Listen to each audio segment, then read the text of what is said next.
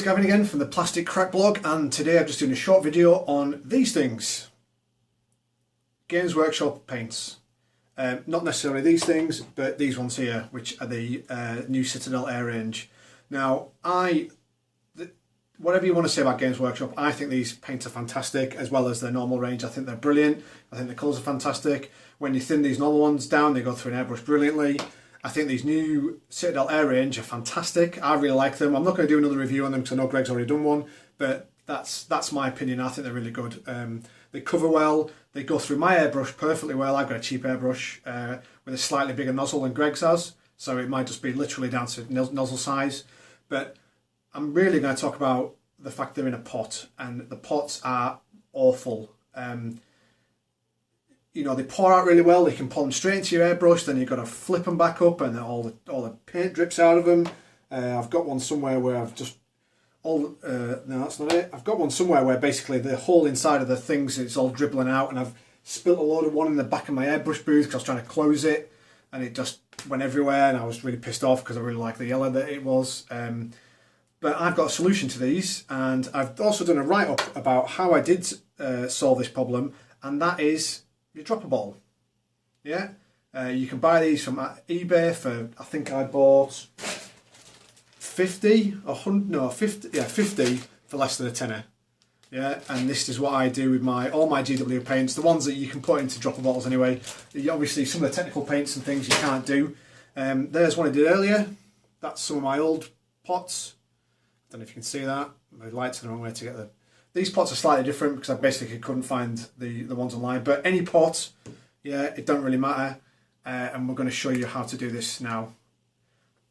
It's dead easy and it'll save you a fortune. The reason why I like dropper bottles is because, especially with airbrushing, if you're mixing a lot of GW paints, you need to control the amounts you use.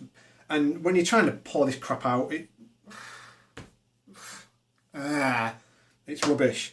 But with the dropper bottles, you know, you can literally get out. I haven't put a cap on there. There's no cap on there. But for instance, these ones, you can count drops. Yeah, and you can get, you know, 2 to 1, 3 to 1, whatever you want, and you can get exactly the amount out of them. These will never dry out because there's a lot less surface area on the top there, so they get a lot less air to them. You can have them open longer. The tops on them are way more secure. They don't. I've got a really awful GW one. I mean, I poured that down the side God knows how many times. The top doesn't go on right. Yeah, this I've poured out God knows how many times. There's a little bit of paint around the crust, but you've got all that screw in there, and it goes straight back on. Yeah, and then you can store them for God knows years without them drying out or doing stupid things. And it's just the best way to fix them. And I'm going to quickly show you how I do it. Okay everybody, I hope this comes out well in the video. I'm going to do 2 for you. I'm going to do my Corn Red Air, and I'm going to do a Evil Sun normal layer paint.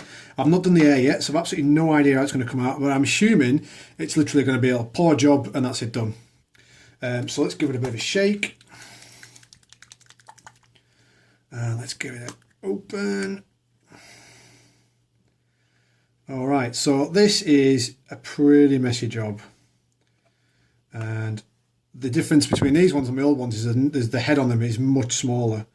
So I think I'm going to have quite a job. See, it's dribbling down the back of this pot and it's just getting everywhere already, and they're just rubbish. Look at that. There we go. So I'm going to hold that open. I'm going to get this pot, and I'm just going to pour that in.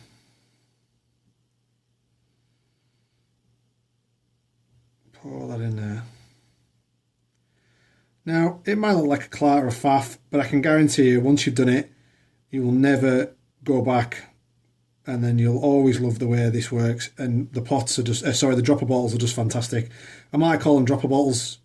I might call the dropper bottles pots in the first video. I apologise in the intro. So it's going to drip a little while, and then what I do when it drips is I pull it back. I'll add, I know it's an airbrush paint, but I'll add a tiny bit of water to it. Now I'd add more water to the normal ones, and then I'll close that, give it a good shake. There we go, a really good shake, and then I've got it on my hands already. See, this is what happens, you get it everywhere. You know, you get it on your fingers and drop on the bottles. They're just pants. I really hate it. I really hate these things, especially for the airbrush paints because they're really thin, or they're thinner anyway. And again, we just want that poured in there. Oh, see. And there we go.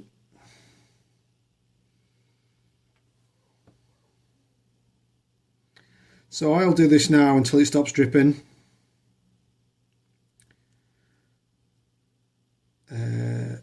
So it stops dripping quite regularly. And then I'll wipe that on there. And then what I'm going to do now is I'm going to get a piece of blue tack, stick the piece of blue tack to the bottom of the pot, get something taller, like my pink soap for my brush cleaning.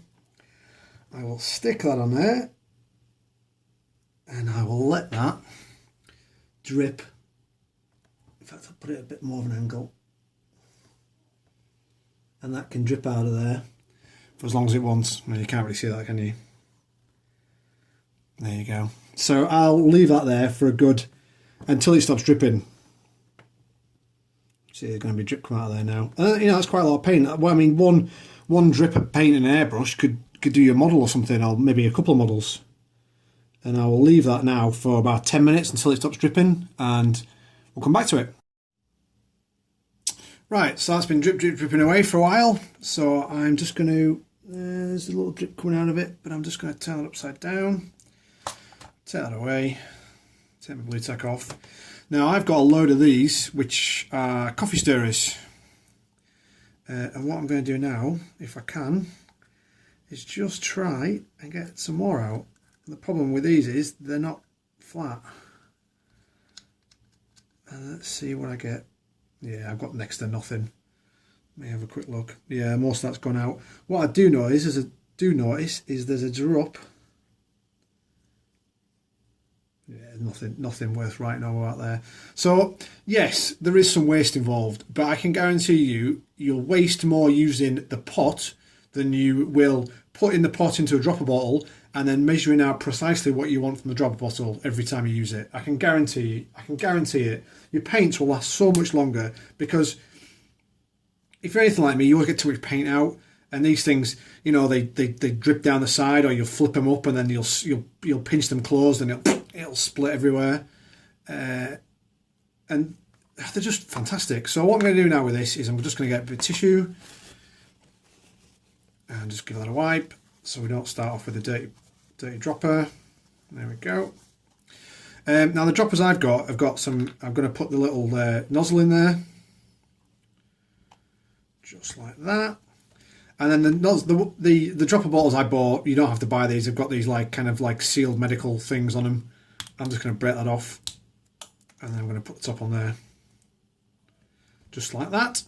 And the final part is a bit dangerous. Well, it's a bit tricky, and just be careful with yourself. Is I'm going to cut this label off and stick it to this dropper, and all you need is a modelling knife.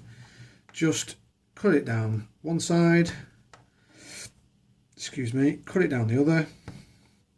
And what you should be able to do is just get your knife, prise that in there. That should now peel off, just like that. And then you can stick that to your dropper. And that will not come off. That will not come off. And there you go. One Corn Red Air dropper bottle. And none of this crap anymore. That is now empty. I'm going to chuck that out. So just to give you an example. Sorry, I should have prepared this earlier. Yeah, with this, I've got to drop it out or put it on my brush and scoop it or do whatever, drop it or whatever I want to do. With this now, all I have to do is drops out. And it's so much more. If you've used dropper bottles, you know what I'm talking about. If you want to use Games Workshop paints, go on eBay, buy a load of these and convert your paints. I've converted loads of these things. You know, I've got all sorts. Yeah, I've converted more than probably 75 paints into these, and I'm going to do the rest of my GW paints. Like I was saying, you probably can't do a few of them. Obviously, you probably won't get. Where is it? That's dry brush paint, so that's going to obviously stay in the pot. you won't be able to get it out. And for a couple of them, I've already got pots.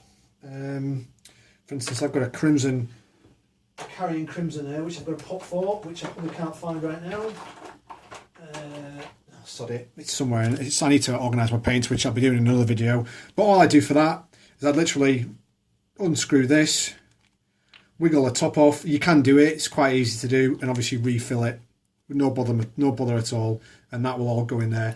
With the inks and the shades and the washes, they'll just pour straight in. No need to glue tack them to something taller. No need to put a bit of water in them. They'll just go straight in, and they'll go in pretty quick and pretty easily.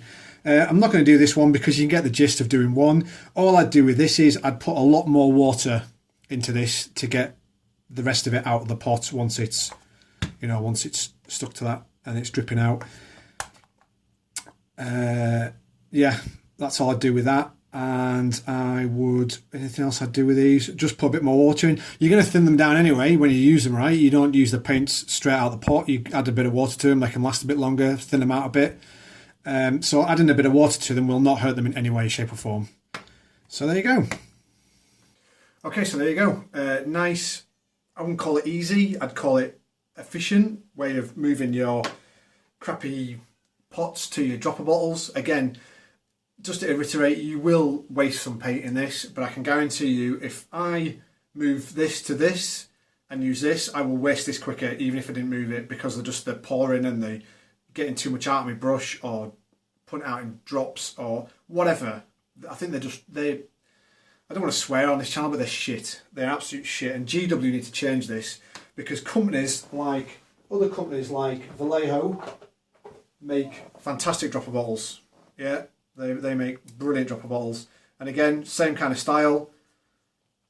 You know, it doesn't matter what kind of dropper you get as long as it's a dropper. Obviously, you only get about, I think, 18 mil or something in a GW pot. I can't actually 12 mil. So you don't. This is a 20 mil pot. So you don't obviously get 50 mil pots because that would be ridiculous. But you can pick these up on eBay for nothing, next to nothing. And again, once I finish this, I'll just buy another GW pot, pour it in, job done. Yeah, that's all I've got to say. Yeah, it is the way to go. It is the way to go. And they probably sit on your, they take up a lot less space.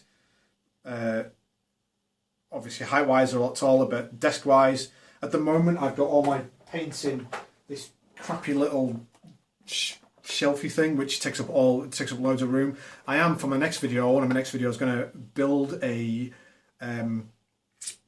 paint storage wall unit just to go on here, which is going to be made out of wood and pegboard. I don't know if you know what pegboard is, but obviously I'll show you in that video. I'm just trying to find some pegboard where I don't have to spend tenner on postage to get it. And you might have saw on my desk I've got some Infinity stuff that I'm going to be painting. I've never painted any Infinity before, so that's going to be a challenge. And I think Greg's got some Frostgrave stuff and a lot of other things that people have been sending him I've got to paint. So we've got warbands and demos and battle reports and things to do. Yeah, so I will see you on the next video. Thank you very much.